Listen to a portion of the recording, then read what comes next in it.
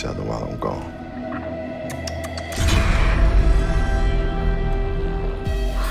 Oxygen levels at 20%. Dad? Dad? Hello? Ma, we haven't seen a living thing in 3 years. The world can heal if we give it time. We just gotta keep at it.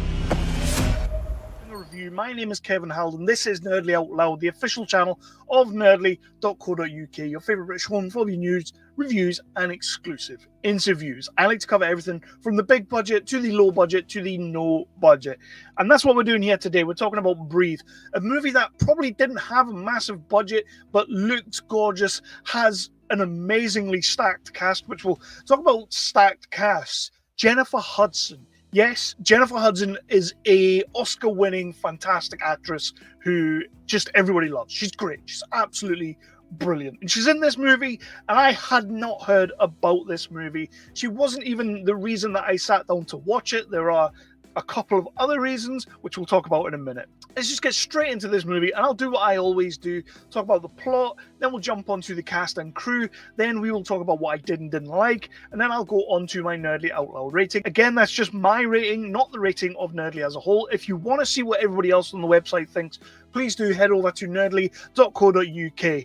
Our good man Phil Wheat curates all those reviews. I am talking about Stefon Bristol directed movie Breathe. Not a director I'm overly familiar with, and I didn't really want to go and have a look, so I would compare this to other works of his. Potentially this could be his first ever movie, and that would be awesome. We kind of start down in a bunker at the end of the world. It's kind of the start of the end of the world.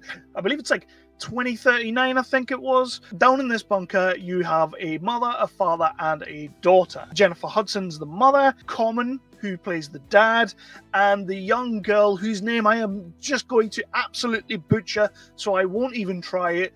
IMDb this girl. She was also in Annie and the Beasts of the Southern Wild.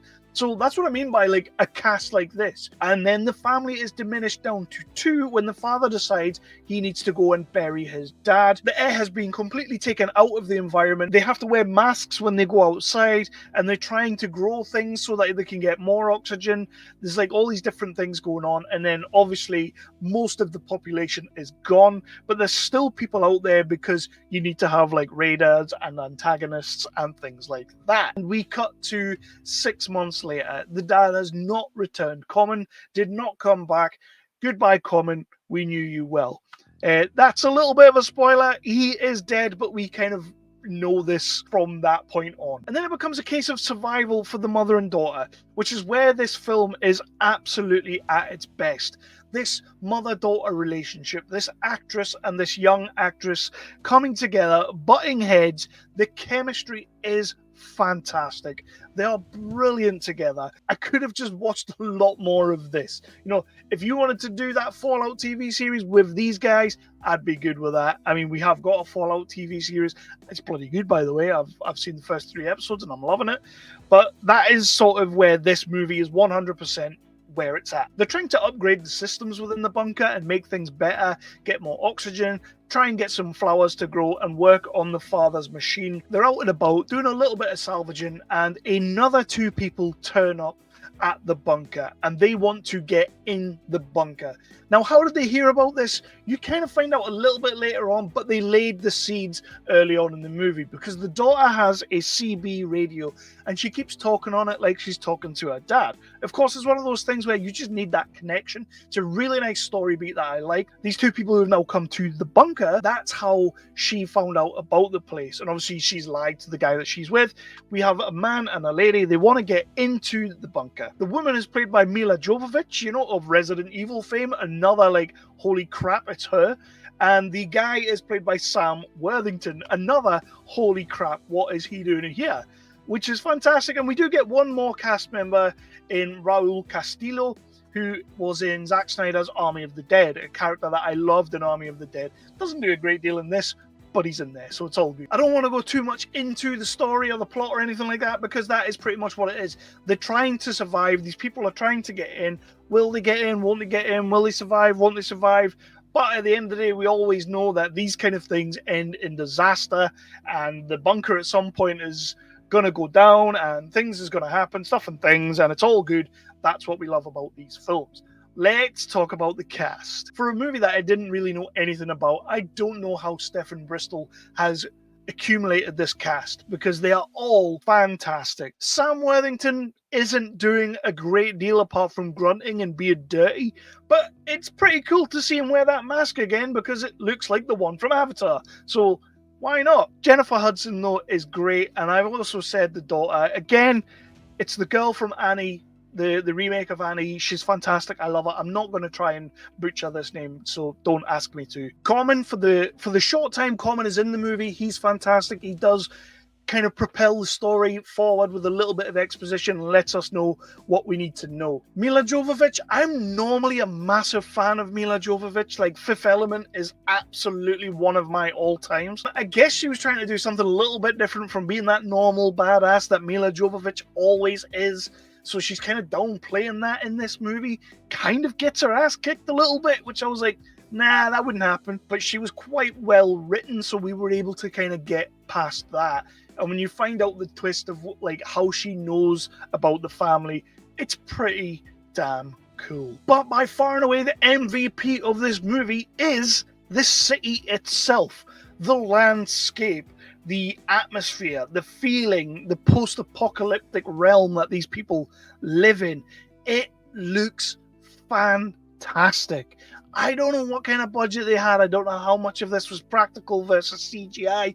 Obviously, there's CGI in there because we don't live in a post-apocalyptic world. But they did so good making just New York look bust. Made just everything look orange and red and brown. Just turned all the saturation down, but still being nice and vibrant and colourful. I genuinely felt like we were in this world, and that for me is another reason why this movie impressed me, because I felt it and I felt like I was there. You know, when they start running out of air or running low on air, you feel it. When people are trying to break into the bunker, the sounds are absolutely spot on. The darkness, the light, everything about the aesthetic of this movie for me is gorgeous. I really think they nailed it, and I think they nailed it better than most movies do. That's a huge plus for Stefon Bristol as a director and his cinematographer. And I guess that's when we hit our things I didn't like. Like, that is one of the things that I genuinely loved. One of the things I didn't really like was the mother and daughter. Although their chemistry is fantastic and their butting heads is fantastic, I kind of couldn't suspend my disbelief enough to think that these two hated each other at any point of this movie. Even when it gets to the point where it's like, oh, she probably does hate her for saying that or doing that. It didn't ring overly true because I just kind of loved them and I just kind of wanted them to be together awesomely. The whole thing with Common, how he is in the start of the movie, first 10-15 minutes he's there and then he kind of goes away. I really had hoped we were going to circle back to Common as a character and we were going to get more from him, but we didn't, and that's a shame. I really like Common as an actor. He's the kind of actor I can really, really get behind. Raul Castillo as well, I really could have done with a little bit more of his character, or even just flesh it out a little bit, because we kind of hear about where their colony is and where they've came from, but we don't get much of that until like later.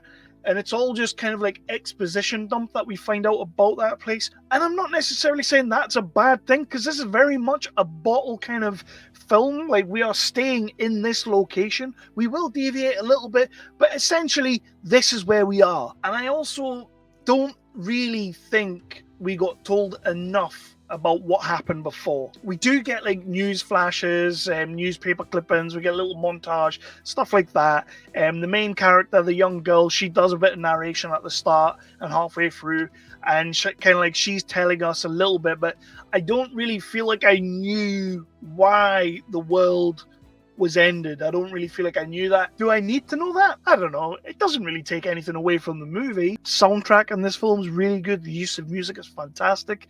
Everything.